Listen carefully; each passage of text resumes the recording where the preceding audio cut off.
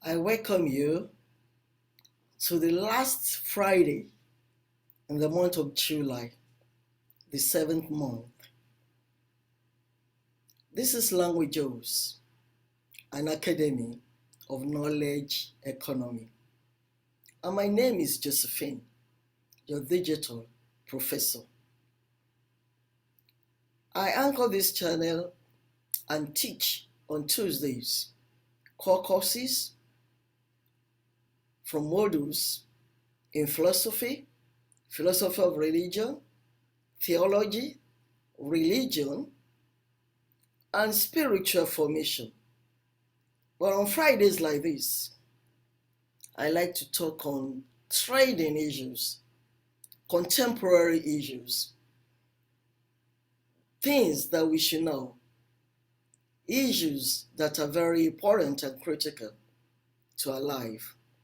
So today, I'm going to talk on 16 norms.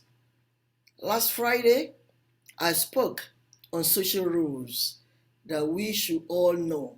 They are unwritten social rules, but they are essential for us to know and use for our daily lives, our daily living. Today, I'm talking on 16 norms. We've all learned about etiquette. There are times when you move from country to country, continent to continent, there are certain etiquettes that are acceptable in some areas and some etiquettes that are not acceptable in some areas. Let me put it this way. There are some words that you use on people in some areas and they find it abusive in certain areas. I give you a practical experience. In Nigeria and some African countries, it's acceptable at times to tell younger ones, toddlers or teenagers, when they're doing something right, either they're shouting or saying something that you can say, oh, shut up. You dare not say shut up to anyone in the United States of America.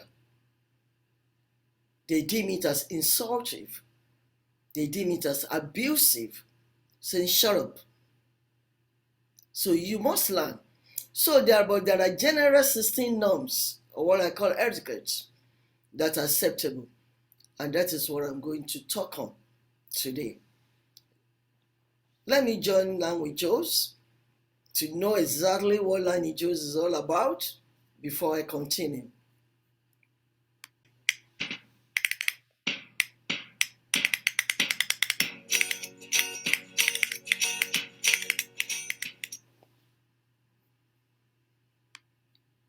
I welcome you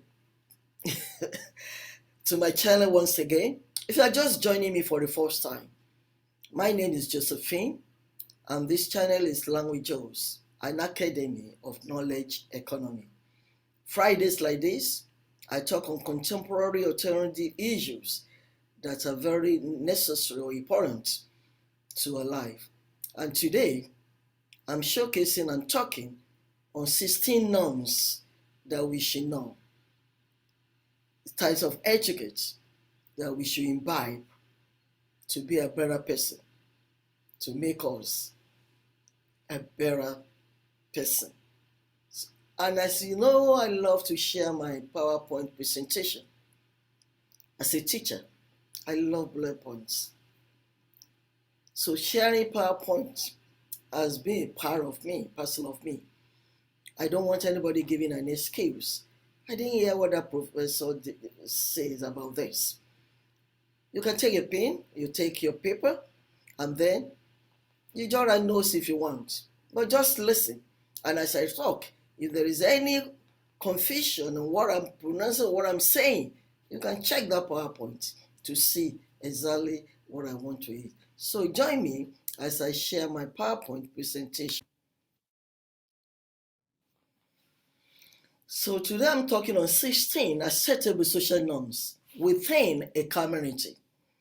You know, when we talk about etiquette, we're referring to either social etiquette, manners, nice, decorum, class. Some people say, oh, classy. Somewhere they say it's grassy, it's party. No, culture. You're talking about certain culture that is acceptable within a community. Norms, polite, code, rules, either written or unwritten, that is acceptable within a community. The social norms. You could see those different peaks, characterization of what social norms is about, balancing what you know, what you should do, what you should not do for social norms. 1 to 4. The very first one, shake hands when you meet someone. I know the pandemic, the COVID-19, the coronavirus, and certain diseases have made us not to be doing this, not to be shaking hands anyway, because you have to keep a kind of distance now. And when you are in a crowd, but there is another way that has been people like doing like this, your elbow to elbow or so. But normally, before the pandemic, one of the social norms is that when you are introduced to someone, it is acceptable to shake hands with such a person. The second, when you are speaking with a person, make direct eye contact. But if you are looking at your phone, or you are looking left or looking right or looking elsewhere, the person will think you are not listening to him or her. So when you're speaking with a person, because when you speak, that's a kind of communication. And in real communication, it's a kind of win-win situation where you make somebody to understand what you're saying, and you listen to understand what the other person is saying. So it's good. It's a good norm within any community or society to make direct eye contact with whoever you are speaking with. The third one, unless the movie theater is crowded, do not sit right next to someone. It's not polite enough. Most of you go to the theater, or you go to, it doesn't have to even be a movie theater. You go to an event, an institution, you don't know the person before. It's different if somebody who is a friend or somebody you have known and you want to, you can just go in and sit, or it's a family member. But if you don't know that person, it's not good to just go and sit right next to that person, except it's a crowded auditorium or theater that there is no place. Maybe even if it's a lecture, a seminar, webinar, if there are enough spaces to go around, don't just go and sit next to someone you don't know. It's different from when you have a kind of cocktail. When you have cocktail, you move around, you interact. But in an auditorium, in a movie theater, you just don't go and sit right next to someone else.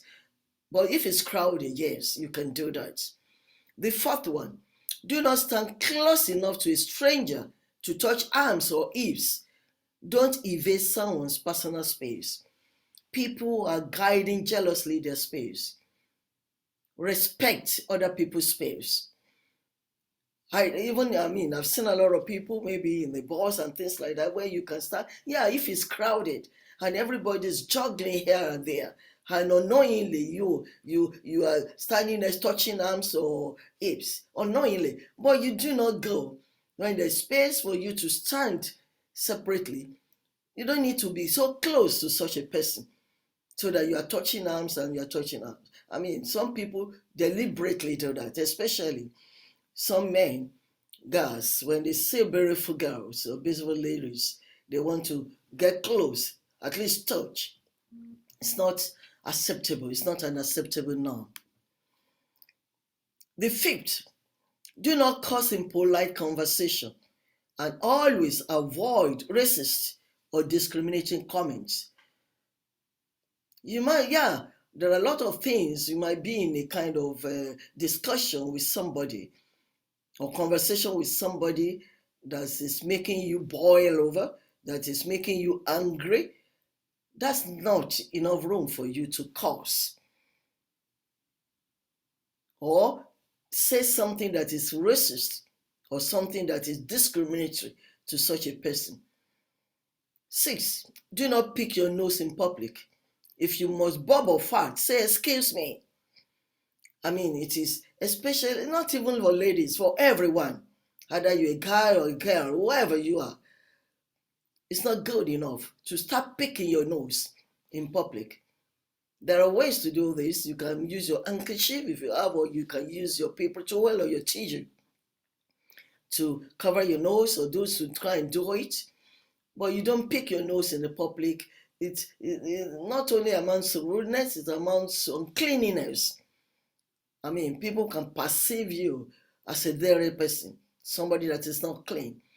And at times, don't bob. Some people will bob. Maybe you've just finished eating or something like that, or you fart. It's not good. If you cannot control your fart, you go into the restroom or bathroom or toilet to do it. But if it comes out that you cannot control it and it's there, it is normal for you to say, excuse me.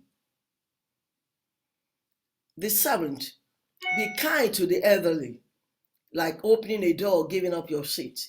I know core values have been debased now. Young ones do not respect older ones anymore. I know some old ones too do not respect themselves. Respect begets respect. But if you are young, be kind to an elderly. You are in a crowded bus, the elderly is standing, you are sitting down, you are still young. Leave your seat for that elderly one to sit. Or you are going inside somewhere, you see an elder person coming, open the door, let the elder person go in. And the 8th one, in a queue, stay in the back instead of pushing or cutting your way to the front. I know at times there's a lot of crowd when you are supposed to queue up for something. It's good for you to just stay in your back, take your turn. Don't rush, don't push. Pushing, rushing, leaving your back to go somewhere is not even accepted. I know, except you are a family member, we have come together for that particular thing you are queuing up for, and you have gone somewhere, or you have gone to eat yourself or come and you are coming back, then you can go in where your family member is, if they're already in front of you. But if you are just seeing a friend, it's not that you have come in together. Stay at your back. You don't need to rush to go and, oh, that's my friend, let me go. And you are chancing others. All of them wants to keen up for that same thing. Nobody has come to sleep there. So respect that. Stay at the back queue anytime. The 9th one, if you eat or bump into someone by accident, learn to say, I am sorry. You're going somewhere, you're not looking, maybe something, you have an alert of a WhatsApp message or something, and you just look at your phone, you don't know, you are so close to someone and you bump into such a person. Learn to say, I'm sorry. If someone sneezes near you, say bless you. And even that person sneezing, learn, because in this time of pandemic diseases running about, if you want to sneeze, learn to sneeze in an handkerchief or a tissue or paper towel. If you don't have anyone, use your elbow like this and say, and do it like this. And if somebody sneezes near you, say bless you. The 11th one, when at someone else's house, has permission to turn on the television or use the bathroom. Familiarity at times, they say, bring concept. Don't not be untowardly friendly. It's just the same as respecting other people's spaces. That is not your home. That's not your house. So when you want to turn on the television, you just don't take the remote and start touching places because you're a friend or family. It's not your space. Ask permission to do it. Or if there's one on, you want to change it, ask permission to change it. And you want to use the bathroom? Yes, I know you know where the bathroom is. But the norm is for you to ask permission. Oh, can I use your bathroom? Not just stand up. You get up and just move in there because you already know where the bathroom is. The 12th one, flush the toilet after use and always wash your hands when finished. Honestly, I've seen some people don't know how to use the toilet or the bathroom. They don't know how to use the toilet. Let's face it. You go into the toilet, you do your own thing. It is good for you to flush.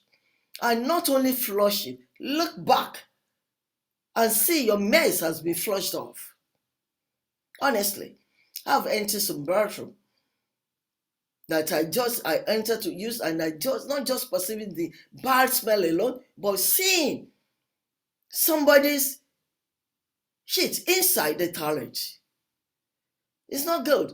Yeah, there are some that are so hard. When you flush, they don't go at once. And that is why it's so important for you to stay put in that toilet until what you have done there flushes off. You let it clean for the next person. And that's why you find at times they put brush or something there. If it's not there, take the brush. Well, I mean, how big can you be? It's only ego. You don't want to clean your own mess in another person's toilet, or even in your own toilet. In your own toilet. Learn to do it. Even if it's in your own home. Your personal toilet. You never know when a friend could come in and say, oh, please, can I use your bathroom? Flush after you. Either you just urine or the other one, please flush and stay put to be sure it has flushed. And when you come out, it is necessary for you to wash your hands. Learn to wash hands. And maybe I could say here, most people don't even know. I won't say most, maybe some people don't know the best way to wash your hands to get away done. Don't just put your soap there and wash. When you get there, you turn on, rinse first. When you rinse with water, then you put your soap, and then you wash here your back, the back of your palm, up to the armpits here. Then you wash again, and then for about some seconds, you rinse and rinse thoroughly. So wash hands when you leave the bathroom or the toilet. The 13 to 16. Say please when asking for something, and say thank you when someone does something for you. Honestly, a lot of us don't know how to say please. That's a kind of self-entitlement. You don't have any self-entitlement to something. Say please. Learn to say please. It's good. It's social norm. And thank you.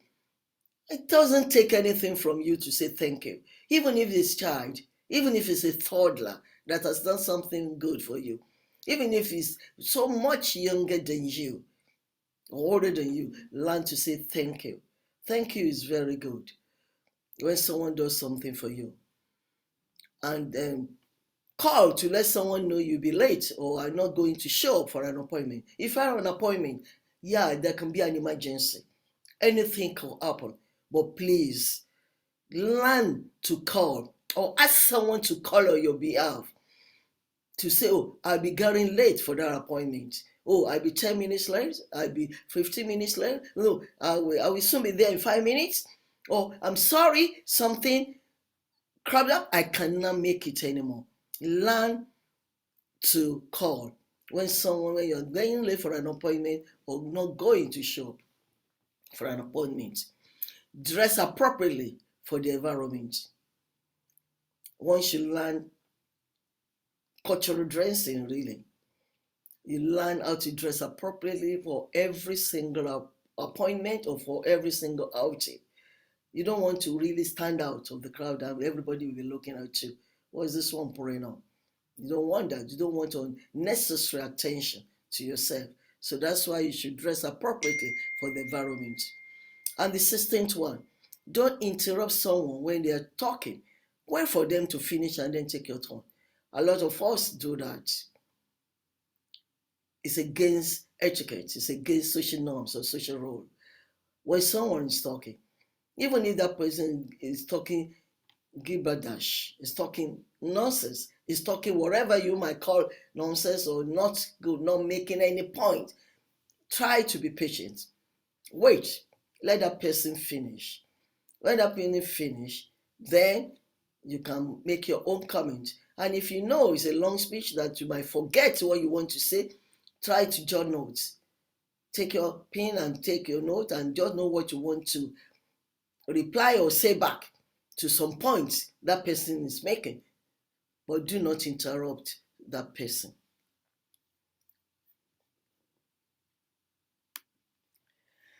I thank you for joining me this Friday. I want to wish you a blessed weekend and a very wonderful week ahead. Join me on Tuesday. I'm continuing on my teaching on metaphysical issues in philosophy of religion. Have a blessed weekend. Thank you.